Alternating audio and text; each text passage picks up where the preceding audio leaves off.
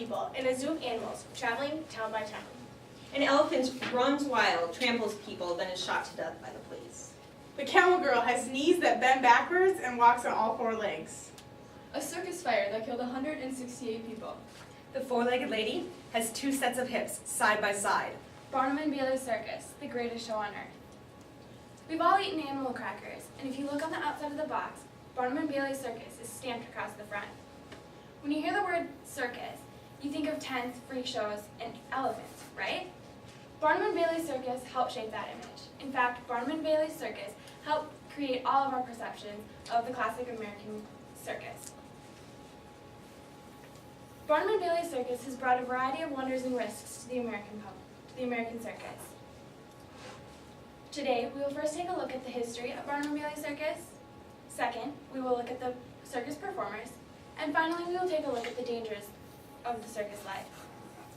The history of the circus is broken down into the founding of the circus and the combination with other circuses. According to JuggleNow.com, which was kept by the Juggle Now School of Circus, and which was last updated in 2012, P.T. Barnum was considered the founding father of the Barnum and Bailey Circus. He was born on July 5, 1810. Before he created the circus, he was a storekeeper and he was interested in the lottery.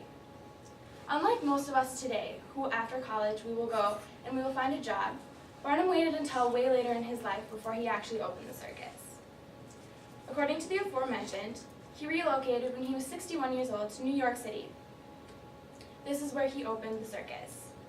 The circus, Barnum and Bailey Circus, was considered the first circus to travel by railroad. According to the circus's website, ringling.com, which was last updated in 2007, the first exhibit that was of the circus was of an African-American woman who, her name was Joyce Heth, and she was marketed as a 106-year-old nurse of George Washington. Obviously, this is not true at all, but people didn't realize that, and he got away with this for about a year as he traveled throughout the South. Later, she died, and she was found that she was only 80 years old, and she obviously was not George Washington's nurse. And P.T. Barnum lost his fame. According to the aforementioned, he relocated and he bought the museum called Scudder's American Museum, and he renamed it Barnum's American Museum.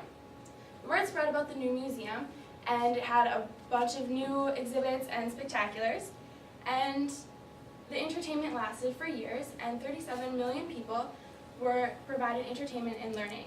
Unfortunately, the museum burned down, and he was forced to relocate once again. As stated on JuggleNow.com, last updated in 2007, before the partnership of Barnum and Bailey, James Bailey was P.T. Barnum's biggest competitor. This was soon not the case. In 1891, P.T. Barnum peacefully passed away in his sleep, and James Bailey became the sole owner and operator of the Barnum and Bailey Circus. It was then coined as the greatest show on earth. Also stated on the aforementioned, James Bailey toured the circus in Europe and the United States for a period of time. It toured successfully for about 10 years before more circuses came into the scene, creating competitors. The Ringling Brothers from Wisconsin were serious competitors in the circus scene. James Bailey eventually ended up showing a circus in Europe for a period of time. But it was in 1906, when he returned back to the United States, that some major changes were about to occur. He had sold part of his circus off to his biggest competitors, the Ringling Brothers. And it was in 1907, after he had passed away, that the Ringling Brothers purchased the remainder of the circus from James Bailey's widow.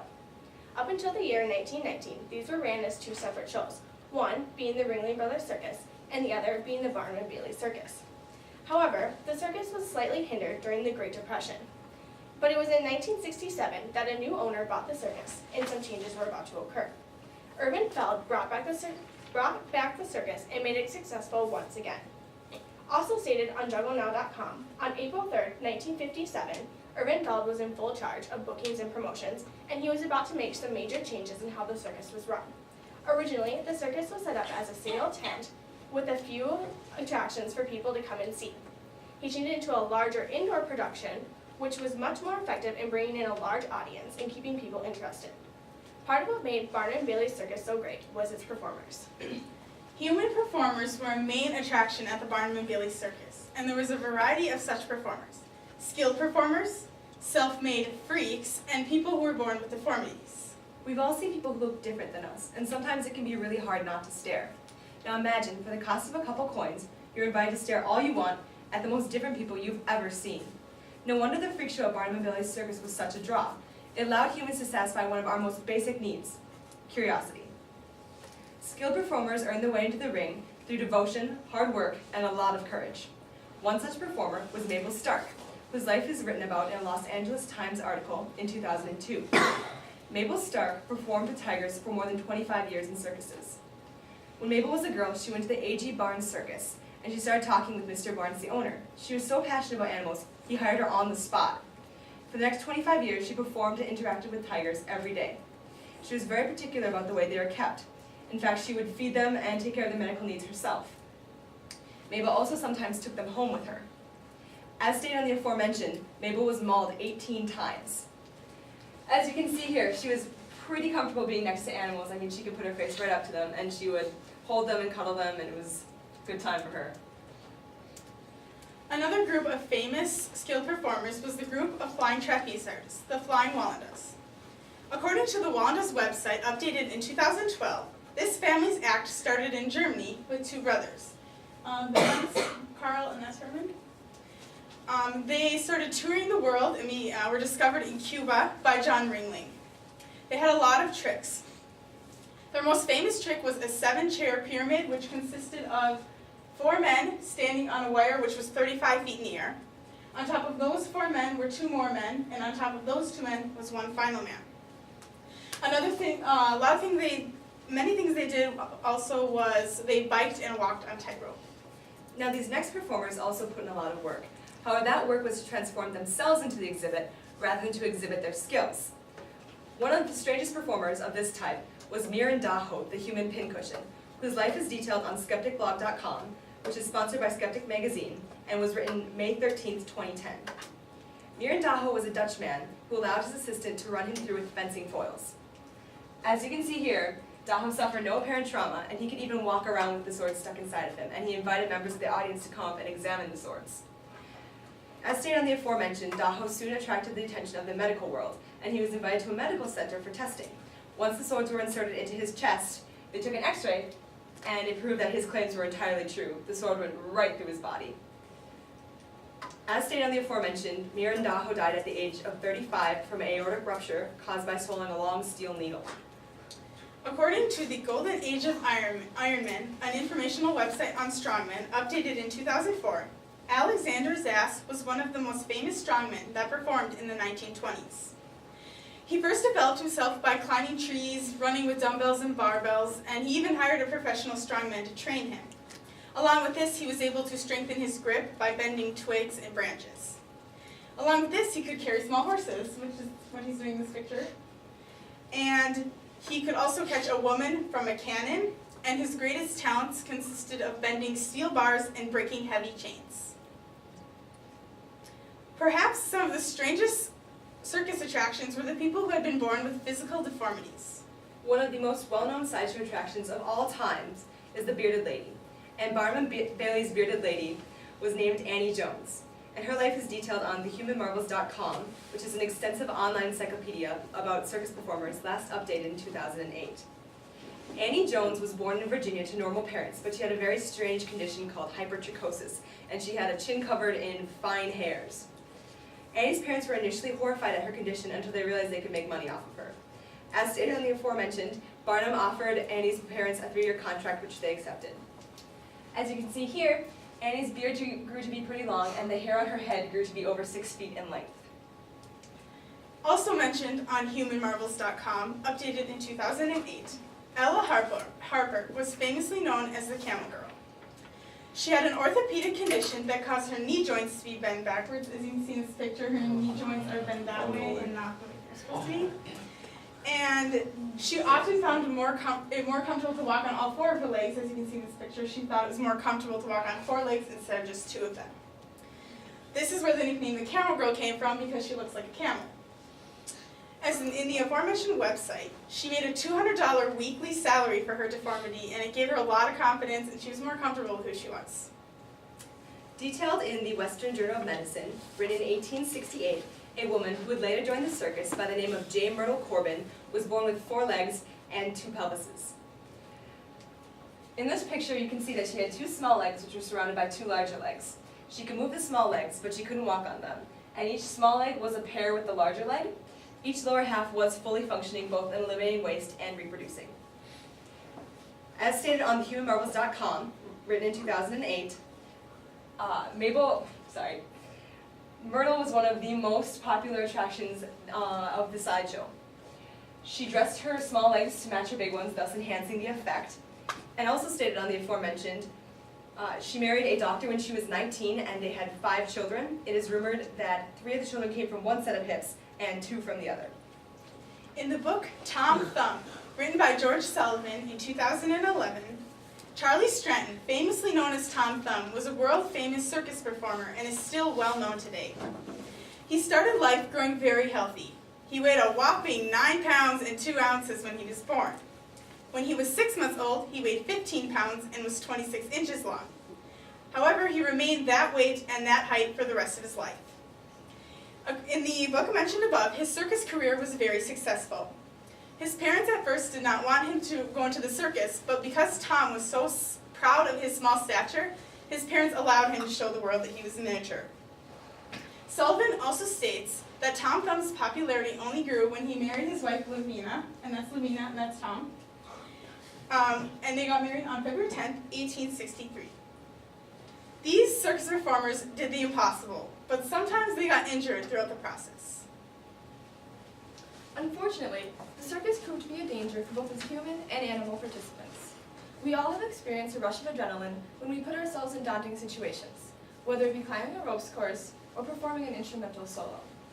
Circus performers experience this rush on a daily basis as they repeatedly do the unthinkable.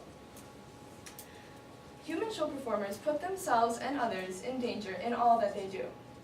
As stated in a New York Times online article published April 15, 1998, Jacques Mabembe was juggling fire clubs in Madison Square in New York as part of the Barnum and Bailey Circus.